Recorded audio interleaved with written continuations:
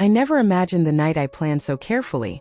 The night I thought would be one of the happiest of my relationship would turn into the moment everything collapsed. My name is Lena Hart, I'm 27, and until recently I was dating a man named Evan Brooks, who is 29. We had been together for almost 3 years. Not perfect years, but good ones, or so I thought. What I didn't know was that behind every smile, every compliment, every "I love you," Evan had been quietly checking out of the relationship. And the night I planned a surprise birthday celebration for him was the night he showed me, without hesitation, where I truly ranked in his life. But let me start from the beginning. Evan wasn't the romantic type, not naturally. He wasn't the guy who wrote poems or planned elaborate surprises. But he was stable, funny, and kind in a quiet way. He loved craft beer, vintage records, and had a weirdly intense obsession with old Nintendo games. When he was relaxed and in a good mood, he was the kind of guy who made you feel safe. But when he was stressed, he became distant, detached, cold. Still, he always told me I overthought things, that he loved me, that everything was fine. I believed him. Maybe I shouldn't have. His birthday was coming up, his 29th, and he told me he wasn't in the mood to make a big deal about it. But I knew better. Evan loved being celebrated.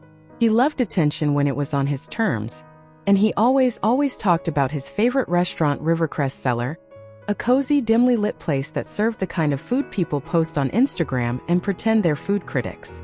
He'd been going there since college. He called it his happy place. So naturally, I wanted to make his birthday special. He said he didn't want a party, but I also knew he always complained that no one ever organized anything for him. So I became the person who would. I spent 3 weeks planning a surprise dinner for him. I called the restaurant, booked their private tasting room, arranged a custom menu, picked wines I knew he loved, and invited his closest friends. Everyone said yes, except him apparently. But I didn't know that yet. The day of the surprise started out strangely. Evan was quieter than usual, detached, checking his phone constantly. He didn't even say good morning. We ate breakfast together and he barely spoke. I asked if everything was okay. He shrugged. Just tired. I asked if he wanted to do something fun later, without giving away the surprise. He said, "Honestly, Lena, I kinda just want space tonight. No offense." No offense. Right. My stomach dropped, but I told myself not to panic. Maybe he'd had a rough night. Maybe work stressed him out. Maybe I was reading too deeply into it, something he often accused me of. But looking back now, he knew. He was preparing for something.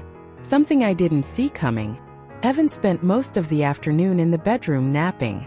His phone kept lighting up with notifications. He angled it away from me every single time. Something felt wrong. Very wrong. But then he woke up, smiled like nothing happened, kissed my forehead and said, "Want to just chill tonight? I'm really not in the mood for anything social." My heart dropped. This night was supposed to be magical. I had reservations. I had people driving in. I had already bought the cake. I had planned everything. But I didn't want to force him. Not on his birthday. So I said, "Of course. Whatever you want." He smiled. If you can call it that. But here's where things get weird. Around 7 p.m. he suddenly got dressed, really dressed. Dark jeans, button-up shirt, cologne, the whole thing. I stared at him. "I thought you wanted to stay in?" He avoided my eyes. "Yeah, but I forgot the guys wanted to grab a drink. It won't be long." I blinked. The guys? Who? Just the guys. Fake. Dismissive. Cold. He was grabbing his keys before I could even process what he said. So I forced a smile and asked, "Should I come?" He looked at me like I had asked something deeply inconvenient. "Lena, it's a guy thing. You know?" My throat tightened. He had never said that before. Not once in 3 years. But I didn't want to seem controlling, so I nodded. "Okay. Have fun." He left without hugging me, or kissing me, or saying thank you for anything I'd done that day. I stood in the doorway, staring at the spot where he had been, feeling a knot in my chest grow tighter. Something wasn't right. Something was very, very wrong. At 7:45 p.m, I got a text from his best friend, Dylan. "Hey Lena, just checking. Are we still on for tonight? We're at the restaurant now. Evan here. My heart stopped. Evan wasn't supposed to know about the party. He didn't know Dylan texted me. And he definitely wasn't at the restaurant. He was somewhere else doing something else. No, I typed. He left to meet the guys. Dylan replied. We are the guys. My hand shook. Are you sure he's not there? I wrote. Nope. We're all here. He's not. My ears rang. I checked Evan's location. We shared location data by default from years back. My stomach dropped when the little dot appeared. He wasn't at a bar, or with friends, or anywhere near where he said he'd be. He was at an apartment complex across town, a place I had never seen, a place he had never mentioned, a place he had no reason to be. My hands went cold. Unless he was with someone. I didn't cry. Not yet. I simply stared at my phone, staring at the moving as it stayed perfectly still at that address. I whispered to myself, not again. Please not again. I grabbed my purse, my keys, my jacket, and I drove. Not fast, not recklessly, just focused. My heart wasn't pounding. It wasn't even beating normally. It was quiet, too quiet, like it already knew the truth. The drive across town felt unreal, like I was watching myself from outside my body. Streetlights blurred into long streaks of yellow. The radio was off. My breathing was shallow. I kept checking his location. The dot wasn't moving. When I finally turned into the apartment complex, Maple Ridge Lofts, my stomach twisted into a hard knot. It wasn't a place Evan had ever mentioned. Not a friend's building. Not a coworker's. Not anything familiar. It was the type of complex with sleek gray siding, tiny balconies, and string lights hung over the courtyard. The kind marketed toward young professionals who drink overpriced cocktails and pretend their lives are aesthetic. Evan had no reason to be here. None. Except one. I parked 2 buildings away so he wouldn't see my car. I sat still for 30 seconds, gripping the steering wheel, trying to calm the shaking in my hands. Kept thinking, maybe there's an explanation. Maybe it's some weird work emergency. Maybe he's picking something up for a friend. Maybe I'm overreacting. But deep down, under all the rationalizations, I already knew. When you've loved someone long enough, you can feel when the truth is about to hurt. I got out of the car and walked slowly, heart pounding harder with every step. The building number grew clearer. The walkway felt longer. The air felt heavier. As I turned the corner toward the entrance, I froze. There he was. Evan, standing outside one of the units. Not alone. A woman opened the door. She smiled. He smiled back, the soft, warm smile he used to give me. Then she stepped out and hugged him. A full-body hug. Familiar. Intimate. Not a friendly hug. A relationship hug. He wrapped his arms around her without hesitation, held her, swayed with her, kissed the top of her head, and I watched it all. Every second. My heart didn't just break. It caved in, crumpled, collapsed like a building detonated from the inside. I couldn't breathe. I backed behind a parked SUV so he wouldn't see me, hands covering my mouth, tears flooding my eyes. I didn't want to make a sound. I didn't want to confront him. I didn't want to scream. I just wanted to disappear. The woman, tall, brunette, wearing a short black dress, took his hand and pulled him inside her apartment. He followed her, willingly. And the door closed. Just like that. Evan had chosen someone else. On his birthday. On the night I planned a celebration for him. On the night I tried to make him feel loved. He was with another woman. Not the guys. Not at a bar. Not stressed. Not tired. Not confused. With her. My legs felt weak. My chest felt crushed. I pressed myself against the cold metal of the SUV, trying not to fall apart in the middle of a parking lot. All the signs I had ignored suddenly made perfect sense. His distance. The sudden need for space. The phone he kept angled away.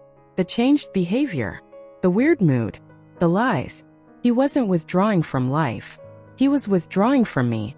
I didn't know how long I stood there. Maybe 5 minutes. Maybe 20. Maybe an hour. Time didn't feel real anymore.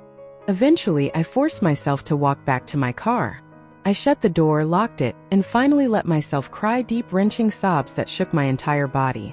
My carefully planned surprise party was happening right now without the guest of honor, who was currently in another woman's apartment doing God knows what. His closest friends were at the restaurant waiting for him. I was supposed to be there too, smiling, pretending everything was fine. But everything was broken. Everything. When I could finally breathe again, I checked my phone. Dylan had sent a few more messages. Hey, is Evan still coming? We already ordered drinks. Lena, everything okay? Where are you guys? I swallowed hard and replied, Evan isn't coming. I'm sorry. Dylan responded immediately. What happened? I typed, he lied to me. He's not where he said he'd be. Then I added, please enjoy the night without us. Dylan sent back, want me to come get you? I stared at the message. He meant well. He always did. But I wasn't ready for anyone to see me like this. So I wrote, no, thank you. And then I threw my phone on the passenger seat and cried again. It took a while before I had the strength to drive home. When I finally did, the apartment was dark and quiet. His shoes were still by the door from the morning. His jacket still hung on the hook. It looked like our home, but it wasn't anymore. I sank onto the couch, exhausted, empty, broken. For the first time since the night began, one thought formed clearly in my mind. He didn't just cheat. He made a choice. He chose her. He chose to lie. He chose to humiliate me. He chose to leave me celebrating his birthday alone while he celebrated with someone else. This wasn't a mistake. It was a decision. And the part that hurt most? He didn't even hesitate. Around midnight, I heard footsteps in the hallway outside. Evan was coming home. The sound of Evan's footsteps in the hallway made my entire body go rigid. I sat frozen on the couch, hands clasped so tightly my knuckles were white. The doorknob turned. The door opened. And there he was. Evan walked in looking freshly showered, hair slightly damp, wearing a different shirt than the one he left in. He smelled like someone else's perfume. A soft, floral scent. Not mine. His eyes widened slightly when he saw me awake. Lena, why are you sitting in the dark? His voice was casual, calm, almost annoyed, like I was the one acting strange. I just stared at him. He set his keys on the counter and stretched like he'd had a long, pleasant night. Did you eat? He asked, completely oblivious to the storm building behind my silence. I swallowed hard, forcing my voice to stay steady. Where were you? He paused for half a second, barely noticeable, before turning to open the fridge. I told you. I grabbed drinks with the guys. A lie. A direct, bold lie. I stood up slowly. Evan, I said, my voice firm this time. Where were you? He shut the fridge door. The air changed. He finally looked at me, really looked at me, and something flickered in his eyes. Not guilt. Annoyance. He crossed his arms. Lena, I'm not doing this tonight. I'm tired. I felt like my heart was being crushed in a vice. You weren't with Dylan, I whispered. Or any of your friends. His jaw tightened. I continued, voice breaking. I saw where you were. His expression froze like someone pressed pause on his entire face. He swallowed. Slowly. Carefully. What do you mean you saw? He asked, tone sharpening. I blinked through tears. I checked your location. I drove there. A long, tense silence filled the room. Finally, he smirked. Not sweetly. Not shyly. Mockingly. So you were spying on me? I stared at him, stunned. I wasn't spying. I was worried. You lied. You said you were with friends. He scoffed and looked away. You could have just asked. Instead, you stalked me across town like some psycho? My voice cracked in disbelief. Evan, I saw you. I saw her. I saw you hug her. I saw you go into her apartment. Another silence. He exhaled, not guiltily but with irritation, rubbing the bridge of his nose. Jesus, Lena, he muttered. You're making this into something it's not. I felt my knees go weak. What is it then? I whispered. What were you doing at her apartment? He didn't answer right away. He paced, ran his hands through his hair, avoided my eyes. Finally he said, She's just someone I know. My stomach twisted painfully. Someone you know? I repeated. You kissed her. You held her. He snapped. Not everything is cheating, Lena. The room spun. I watched you go inside her apartment. And? That doesn't mean anything. I could barely speak. How long? He shrugged, actually shrugged. I don't know. A while. A while. Like he couldn't even remember when he started betraying me. Are you sleeping with her? I asked, tears burning down my cheeks. He shook his head sharply. I'm not talking about this. You're hysterical.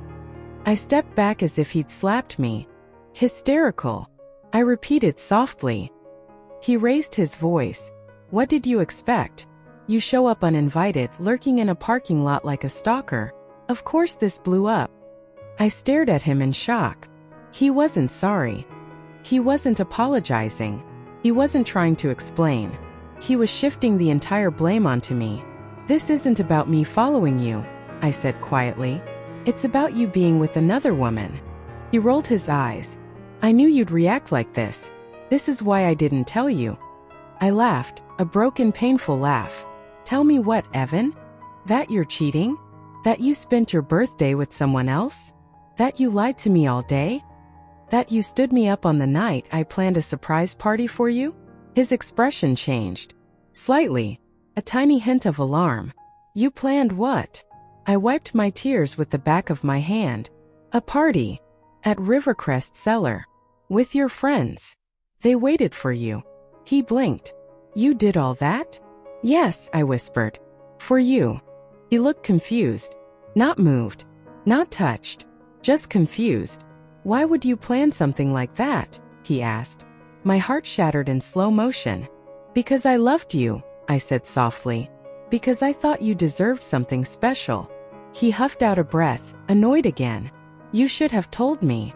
It was supposed to be a surprise. I told you I didn't want anything big. It wasn't big, Evan. It was just the people closest to you. He shook his head. You shouldn't have done that. Put a lot of pressure on me. I stared at him. Pressure. Party I paid for. A dinner I organized.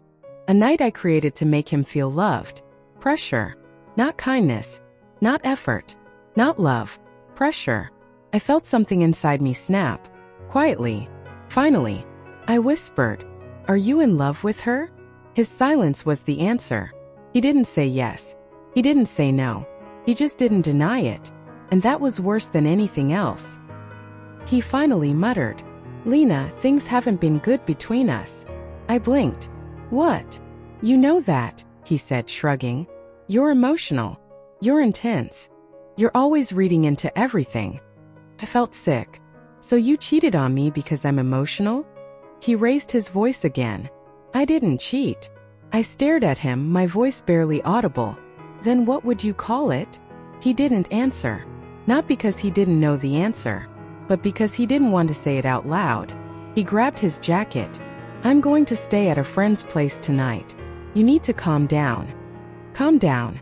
Calm down. He opened the door. Paused. Looked back at me. And said, This is your fault. You pushed me away. Then he left, slamming the door behind him, and I collapsed onto the floor, sobbing harder than I ever had in my life. Because in that moment I realized, the man I loved didn't just stop caring. He started resenting me, and he blamed me for the pain he caused. After Evan slammed the door, the apartment felt unbearably quiet, so quiet it almost echoed. I stayed on the floor for a long time, knees curled to my chest, tears soaking through my shirt. At some point I stopped crying, not because the pain disappeared, but because the shock finally settled in. Evan had blamed me for his cheating, for lying, for choosing another woman on his birthday, for missing the entire surprise party I had spent weeks planning. He was gone for the night, maybe for good, and I was left sitting in the dark, surrounded by the quiet ruins of everything I thought our relationship was. I don't know how long I sat there. An hour? 2? Time didn't feel real anymore. Eventually, I got up and walked into our bedroom. His side of the bed was empty, the sheets still dented from where he'd slept that morning. I stood there staring at the indentation like it belonged to a stranger. And maybe it did, because the version of him I loved, he didn't exist anymore. Or maybe he never did. I didn't sleep that night. At all. I lay awake replaying everything in my mind. The distance. The weird mood. The shifting excuses. The sudden need for space. The lies. The secrecy. The apartment complex. The woman in the black dress. His hands on her waist. His mouth in her hair. His voice accusing me of being hysterical. Every moment cut deeper than the one before it. By sunrise, something inside me changed. Not healed. Not hardened. Just shifted. Like a final silent acceptance. He didn't love me. Maybe he hadn't for a long time. And nothing I did. Not the surprise party, not the years of loyalty, not the countless acts of love could fix that. Because he had already given himself to someone else. At 9 a.m. Evan texted me. Not a paragraph. Not an apology. Not an explanation. Just one message. I'll come by later to get some of my stuff. That was it. No love. No remorse. No regret. Just logistics. I stared at the message for a full minute and finally typed back. Let me know before you come. I didn't want to see him. I didn't want to hear more lies. I didn't want him in my home again. Our home. My home now. I put my phone face down and went to the kitchen. I made coffee mechanically, staring at nothing as the machine hummed. At 10:17, the apartment buzzer rang. I froze. Evan hadn't texted, but it wasn't him. When I answered the intercom, a voice said, "It's Dylan. Can I come up?" I hesitated, then unlocked the door. When Dylan walked in, he looked furious. Not at me. At Evan. "I called him," he said, standing in my living room, jaw tight. "He told me you blew up at him and ruined his night." I let out a hollow laugh. "Of course he did." Dylan stepped closer. "Lena, what really happened?" My chest tightened. "He wasn't with you guys last night, right?" "No," he said firmly. "He never showed." I nodded, tears burning again. "He was with someone else." Dylan didn't ask for details. He didn't press.